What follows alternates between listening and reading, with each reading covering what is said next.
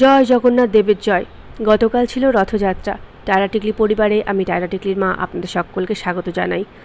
গতকাল যেভাবে আমি জগন্নাথ দেবের দর্শন করেছি, আনন্দ করেছি, ঠিক সেইভাবেই আপনাদের সামনে আজকে তা তুলে ধরব।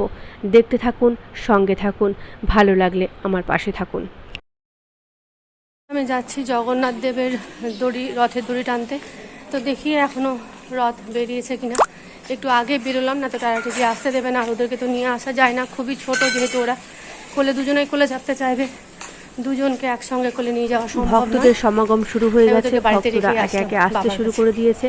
আমিও উপস্থিত হয়ে যাব আর একটুক্ষণের মধ্যেই।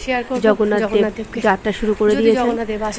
আমি যেভাবে জগন্নাথ দেবের যাত্রা দর্শন করেছি আপনাদেরকেও ঠিক সেইভাবে দর্শন করানোর চেষ্টা করব।